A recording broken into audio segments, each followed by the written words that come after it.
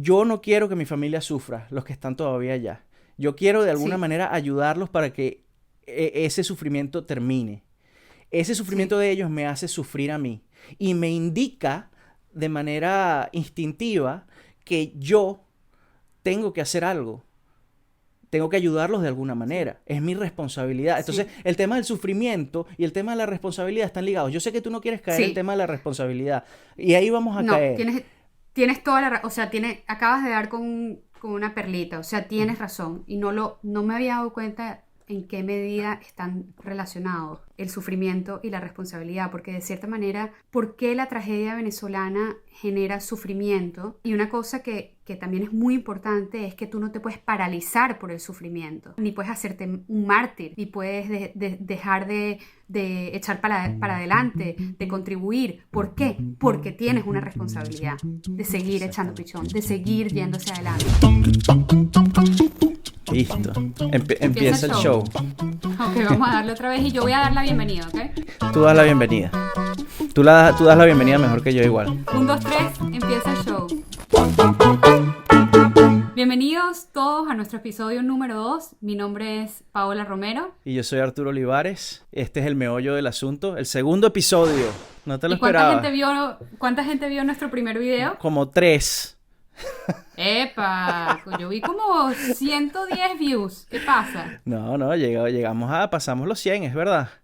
La meta para el final de mes es llegar a los 500. Y después, Perfecto. en 3 meses, 2000. Pueden seguirnos en Instagram, El Meollo del Asunto. Tenemos también un Twitter que lo estás llevando tú, ¿correcto?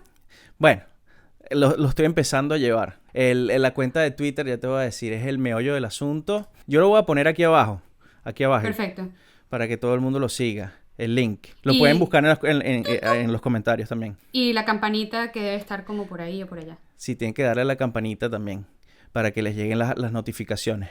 La Para cuenta de aquellos Twitter, perdón, la cuenta de Twitter es @meollo del asunto, pero la última O es un 0. Arturo, para aquellos que nos están siguiendo por primera vez o que están viendo nuestro episodio por primera vez, ¿qué quisieras decirle a nuestra audiencia? La idea de este programa es expresar nuestra opinión.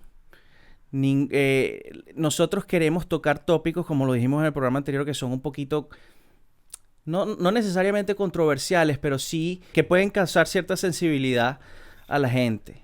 Por ejemplo, como el tópico de hoy, que se trata sobre el sufrimiento. Y el tópico anterior que fue libertad de expresión y la oposición dentro de la oposición. ¿Qué tópico más delicado en estos momentos que ese? Exactamente. Entonces lo que nosotros queremos hacer es hablar de tópicos relevantes y que están afectando a todos los venezolanos desde el punto de vista individual.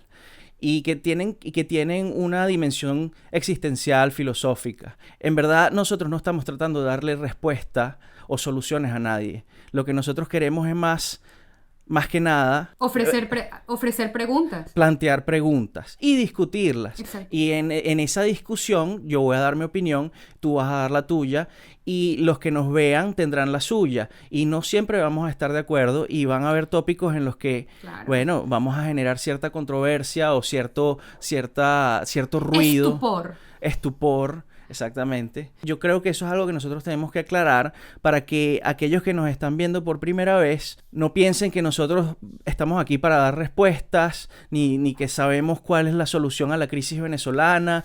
Cuando nosotros llamamos a este programa el meollo del asunto, no es una referencia a que ya tenemos en nuestras manos el meollo, sino más bien que estamos buscándolo. Me encanta que digas eso de, ya, lo tengo, porque la manera en que yo lo veo es así, o sea, los problemas se presentan en una cierta forma y esa forma se las da los medios de comunicación, la opinión pública, las circunstancias, los miedos, también los miedos forjan los problemas. Exacto. Y lo que yo quiero hacer hoy, por ejemplo, es ir como descubriendo, es como una cebolla, ir sacándole los aspectos y viendo que la forma interior del problema quizás es diferente o quizás no tiene forma, es uniforme, es un mostrico, es una cosa que no se entiende. Y uno de esos mostricos, que es el centro de nuestro programa, es Venezuela. Es Venezuela en sus crisis, en diferentes aspectos, su crisis política, cultural y bueno, y como tú decías, existencial.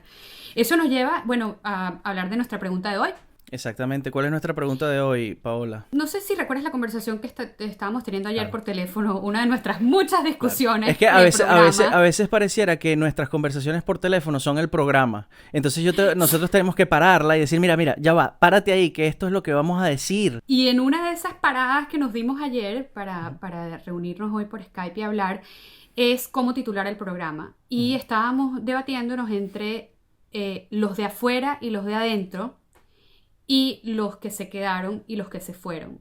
Y estas parecieran ser etiquetas nuevas que estamos utilizando para referirnos a este fenómeno enorme que es el fenómeno de la emigración venezolana y de los que se fueron del país y los que se quedaron. Y recuerdo que tú me dijiste, a ti te sorprendió cuando yo te dije que eran mejor los de adentro y los de afuera. ¿Cuál de estas dos, o sea, si tuviésemos que definir el programa, nuestro interés sería hablar de el sufrimiento? ¿Por qué el venezolano que se queda y el venezolano que sale está hablando constantemente por WhatsApp, por mensaje, en los medios, de un sufrimiento y también de una especie de crítica a quién sufre más y quién sufre menos? A simple vista no es evidente conectar los dos tópicos, el del tópico del sufrimiento con el tópico de el debate entre los que están afuera y los que están adentro. Yo creo que el tópico del sufrimiento es el tema que está por debajo de todas esas disputas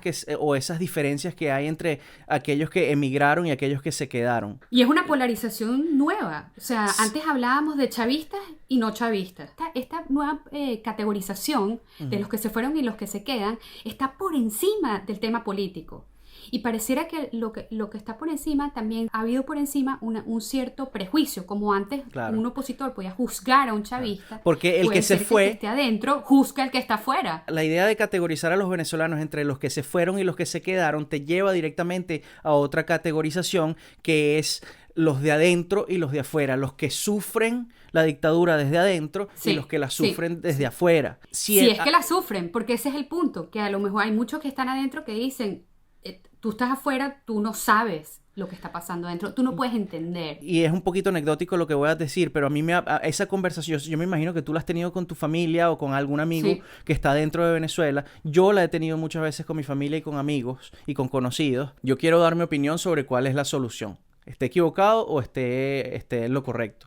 Esta es mi opinión. El que está adentro te responde, sí, pero es que tú no puedes opinar porque tú no vives aquí, tú no sabes. Y ese tú no sabes porque tú no vives aquí, yo creo que es una expresión que se ha generalizado. Y la diáspora como que de alguna manera resiente eso. Yo lo que opino es que dos cosas. Uno, los que están afuera también sufren.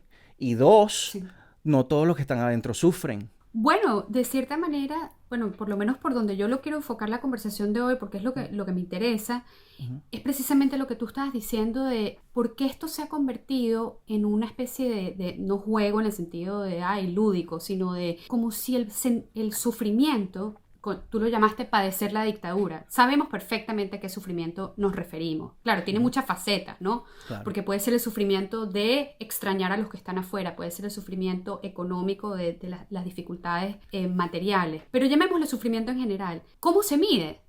Porque esta cuestión de asumir que el que está afuera sufre, el que está adentro no sufre. O sea, el sufrimiento es una experiencia tan personal, tan imposible de comprender, pero quizás lo que está detrás, Arturo, y no sé qué opinas tú de esto, es que hay una especie de resentimiento, ciertamente, de resentimiento de que puede ser el que se quedó afuera resiente al que esté afuera, y mucho del que está afuera resiente no poder tener una opinión sobre lo que está adentro. Hay como un juego de derechos, de quién puede tener derecho a. Tú mencionaste la palabra diáspora, que me parece súper interesante. Yo precisamente la busqué en Wikipedia hace unos días para el programa y me sorprendió ver el carácter religioso de la palabra. O sea, diásporas han sido todos esos grupos humanos. Bueno, la diáspora más famosa es la judía, la diáspora por supuesto, judía. Exacto. O sea, la palabra viene precisamente de la diáspora judía saliendo de Israel. Entonces cabe preguntarse, ¿es la venezolanidad una religión?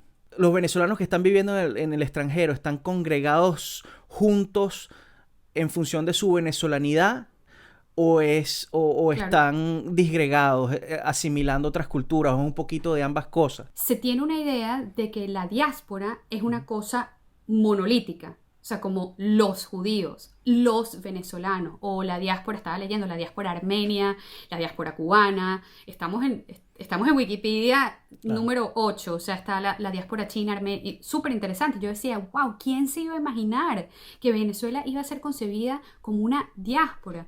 Y realmente yo no tengo esa visión monolítica, porque para mí los que se fueron son individuos. Comparar a Venezuela, a los venezolanos en el extranjero, con diásporas que han sufrido en el pasado, como por ejemplo la diáspora de los judíos, que tienen casi 2000 años sin tierra, tuvieron casi 2000, Bueno, exacto, buscando, buscando tierra buscando, hasta que se inaugura el Estado de Israel. pero que era lo que los mantenía unidos, era su religión, la congregación religiosa, los rituales. En cambio, Claro. lo que nosotros estamos pasando es un fenómeno muy diferente. Nosotros tenemos nuestra tierra, está ahí, sabemos dónde está, los judíos no la tenían. Si los venezolanos en el extranjero no son una diáspora en el sentido tradicional de la palabra, ¿por qué crees tú entonces que se usa la palabra diáspora? Debe haber alguien Y para investigando esto. estoy segura que hay muchísimo material. Y para recordar, el término formal es una dispersión de grupos étnicos y religiosos. Pero fíjate que también se lista a la diáspora cubana. Yo creo que el término se ha hecho libre Se ha hecho de sus coloquial. raíces, sí, de sus raíces religiosas, pero volviendo a este tema del sufrimiento y de la diáspora y de los de adentro y de los de afuera, hace poco leí en Facebook un texto que publicó un profesor de la Universidad Metropolitana donde yo estudié, de mi carrera. Su nombre es Guillermo Abeledo y le pedí permiso para utilizar el texto porque me pareció fascinante, porque precisamente él, estando adentro, él habla desde la voz, desde el que está adentro, que yo creo que no es necesariamente el mismo que el que se quedó, porque el que se quedó pareciera tener como dos vertientes: una, que no pudo irse, que quiere irse y no pudo, y el que se quedó voluntariamente.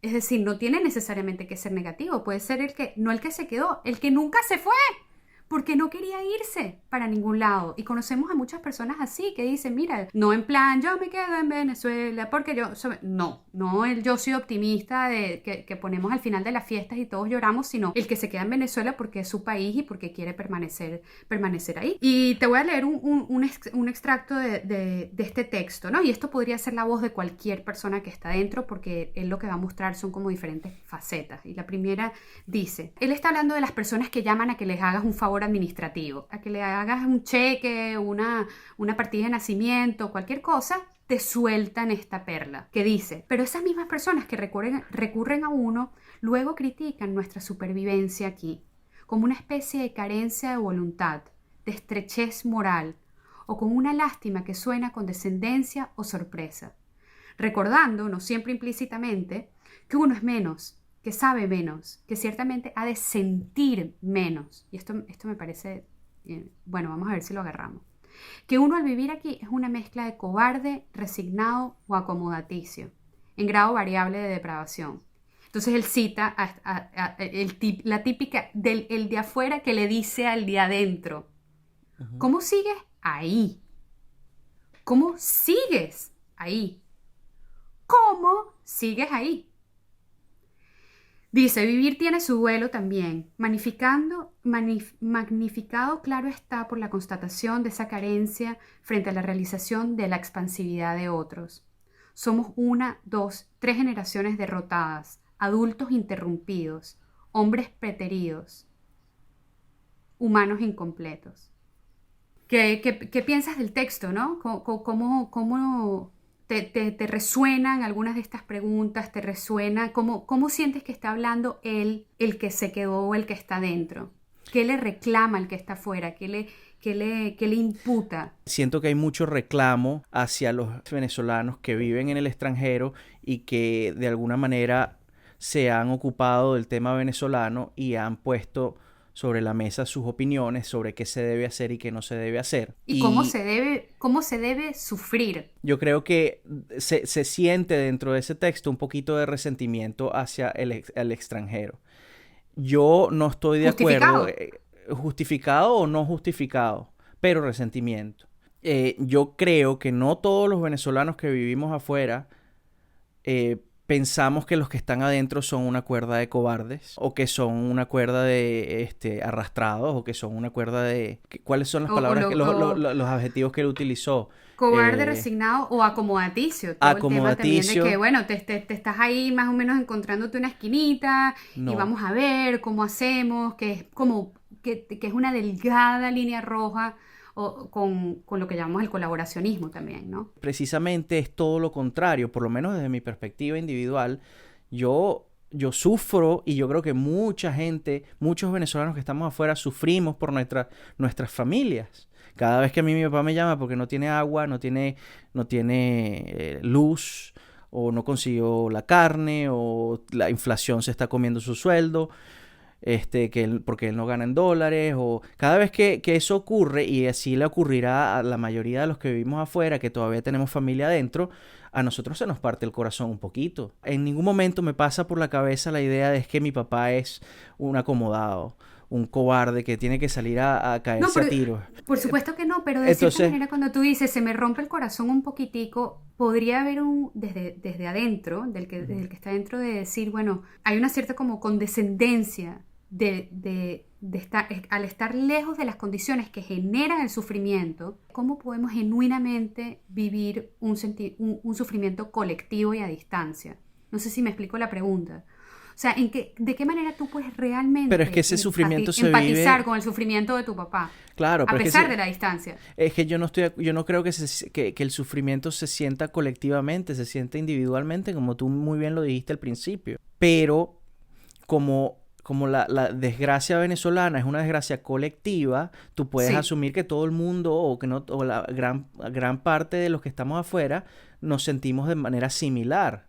Entonces eso lo hace colectivo de alguna manera. Entonces, a pesar de que la experiencia es individual. Y eso nos motiva a los que estamos afuera a proyectar nuestra atención casi en un 90% sobre lo que está pasando. Bueno, yo digo 90 hablo por mí, pero yo estoy seguro que hay mucha gente afuera que no le para ni media. Y con todo el derecho. Con todo el derecho a lo que está pasando. De hecho, yo los conozco. Yo conozco. Claro, y tenemos muchos de esos amigos que nos han dicho, por ejemplo, mira, yo me tengo que separar 100% de Venezuela porque me duele demasiado. Esa frase yo la he escuchado mucho, que es una persona que acepta que la situación es tan dolorosa que para poder sobrevivir afuera y crecer y florecer, pero eso a mí me parece, con el perdón de quien no opina igual, una manera de evadir la responsabilidad o evadir tus propios sufrimientos o evadir tus problemas. Uno tiene que afrontar los problemas. ¿No te parece? No, yo no juzgo si esa es tu decisión, pero ¿no te parece que todos los venezolanos tenemos una responsabilidad con la tierra que nos parió? ¿No? No. Pero no podemos hablar de esto aquí porque yo sé que queremos hablar de esto en el próximo programa. Por eso ya lo estás metiendo. No, pero está buenísimo también para alertar a nuestros oyentes de lo que viene. Pero para darte una respuesta a eso, Arturo, yo creo que igual que estamos conceptualizando de manera filosófica, de cierta manera, que el sufrimiento es una experiencia individual, yo creo que ciertamente la responsabilidad es una experiencia individual, pero nosotros no le debemos nada a Venezuela. O sea, yo puedo tomar libremente como individuos del mundo, como un ciudadano del mundo cosmopolita, sin que de venezolana solo tengo la venezolaneidad. El ser venezolana es una categoría cultural. Le debes y a política. Venezuela, pero a ver, desde mi perspectiva, le debes a Venezuela el lenguaje que hablas, la historia que tienes. Yo no le debo nada a Venezuela. Yo me hice en Venezuela y personalmente he decidido desarrollar mi carrera profesional y mi vida, mi integridad como persona, como venezolana, pero yo decidí, es identity politics, de cierta manera, lo que llaman identitarianismo. Política identitaria. Pero yo no creo que sea identitarianismo, porque yo no te estoy categorizando a ti únicamente como venezolana y quitándote todos los aspectos que te hacen a ti, a Paola Romero. Tu venezolanidad es una parte de tu identidad, igual que a mí. pero es una Sí. parte de tu identidad y es una parte importante de tu identidad, sin la cual no puedes, no estarías aquí. La pregunta que me estabas haciendo es si yo le debo algo a Venezuela, que por cierto nos estamos desviando, pero Bueno, pero no importa, está bien, porque el tópico está interesante y tiene que ver con el sufrimiento. Tiene que ver con el sí, no, sufrimiento. por supuesto, pero Porque la motivación, la motivación que está escondida por debajo es, sí, yo no quiero que mi familia sufra, los que están todavía allá. Yo quiero de alguna sí, manera ayudarlos para que ese sufrimiento termine. Ese sufrimiento sí, de ellos me hace sufrir a mí y me indica de manera instintiva que yo tengo que hacer algo. Tengo que ayudarlos de alguna sí, manera. Es mi responsabilidad. Entonces, sí, el tema del sufrimiento y el tema de la responsabilidad están ligados. Yo sé que tú no quieres caer en el sí. tema de la responsabilidad. Y ahí vamos a No, caer. tienes toda o sea, acabas de dar con una perlita, o sea, tienes razón. Y no me había dado cuenta en qué medida están relacionados el sufrimiento y la responsabilidad, porque de cierta manera, ¿por qué la tragedia venezolana genera sufrimiento? Y una cosa que también es muy importante es que tú no te puedes paralizar por el sufrimiento, ni puedes hacerte un mártir, ni puedes dejar de echar para adelante, de contribuir. ¿Por qué? Porque tienes una responsabilidad de seguir echando Exactamente. pichón, de seguir yendo hacia adelante. Y yo creo que esto Exactamente. conecta muy bien con el video que me querías Eso es lo que te mostrar. iba a decir. Para los Ok, que... ¿por qué no introduces un poco al personaje? Yo, Al para los que no... yo personajote. estoy seguro que Tun, muchos... tun, tun, tun. Para los cibernautas venezolanos, para todos aquellos que sean más o menos de mi edad y un poquito menores que yo, estoy seguro que si tú eres un YouTube fan, seguro lo conoces. Se llama Jordan Peterson, es un psicólogo clínico que se volvió muy famoso hace 2 años porque se metió en una controversia con la comunidad transexual de Canadá. Chávez Candanga, o sea, fue Sí, Candanga. ¿Es que no sí, te no, acuerdas no, del no, Twitter? El pero Twitter de Chávez era Chávez Candanga. ¡Qué horror! no me acuerdo de eso. Yo no me Chávez acuerdo de eso. Candanga. Chávez Mm, Candanga. mm. Ni me interesa tampoco. Pero bueno. Entonces, Jordan Peterson se convirtió como una especie de, no sé cómo describirlo, Bueno, él se convirtió un en pole, un influencer muy grande dentro de la comunidad de YouTube y de las redes sociales, dentro del mundo de habla inglesa, porque él trajo a colación un mensaje de responsabilidad individual que va muy en contra de la identity politics, del neomarxism, el neomarxismo y el posmodernismo, y el clave, posmodernismo. clave. Precisamente ahora entendí por qué es que estábamos viendo a Peterson, por qué es que queremos hablar tanto del sufrimiento como de la responsabilidad. Y yo creo que Exactamente. Peterson puede ser el puente que conecte esas dos cosas. Vamos a ver el video a ver qué tal. Vamos a verlo, pues. Life is suffering. Right. Indisputable.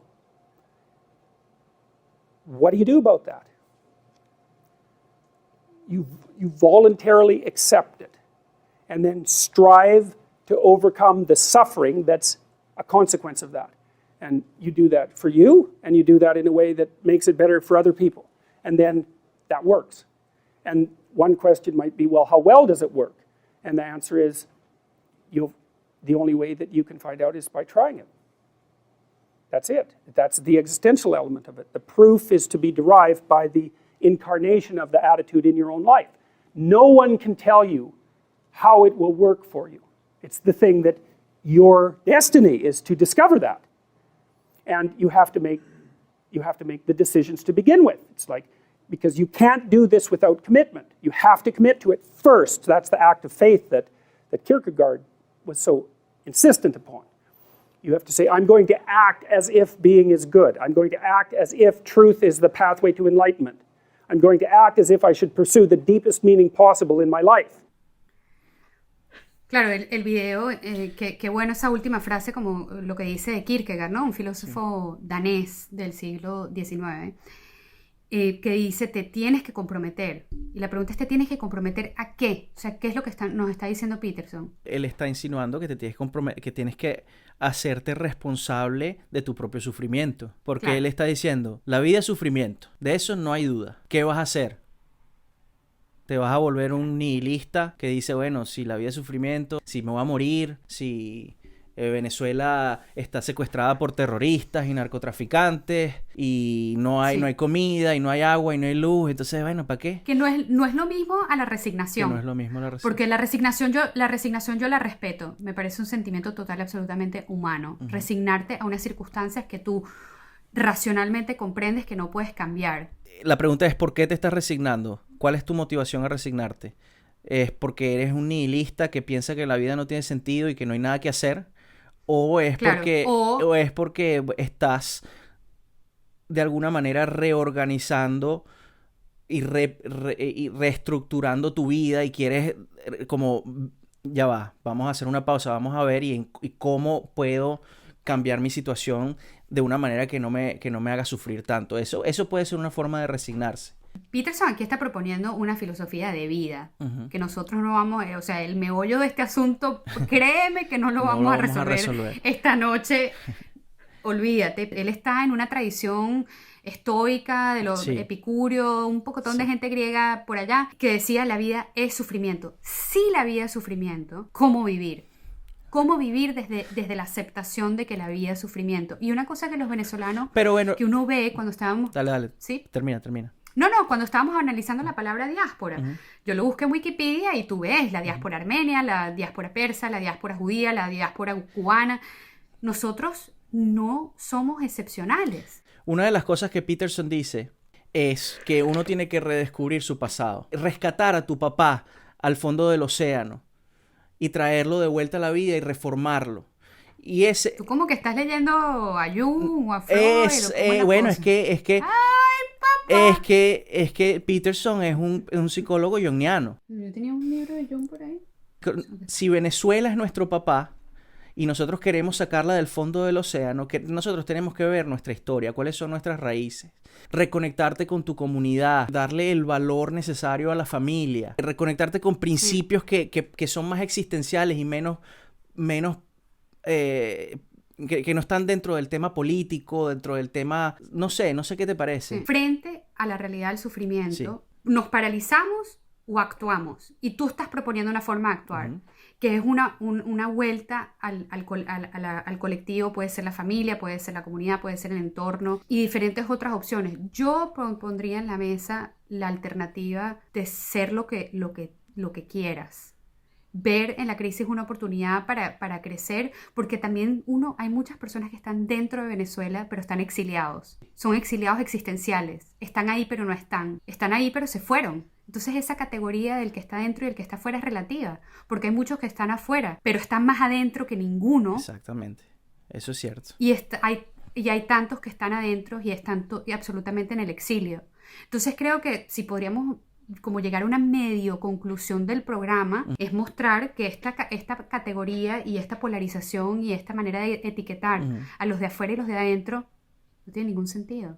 No existe tal cosa como el que está afuera. El que está afuera es así y el que está adentro es así. La variedad es infinita, como es infinita la variedad del sufrimiento. Claro. Hay tantos tipos de sufrimiento como hay seres humanos, ¿te parece? Bueno, después de este tópico tan Arturo, denso, me encantaría...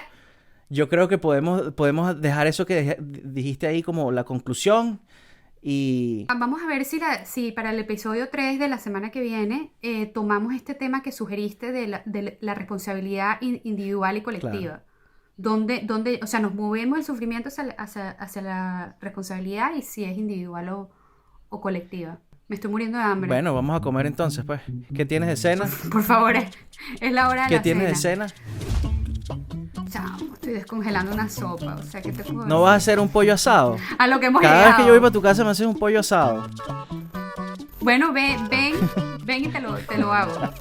Y así hacemos un video juntos acá en la casa. Dale, sí va. Bueno. Dale, buenísimo. Hasta hablamos. la semana que viene. El meollo del asunto. Chao. Síganos en las redes.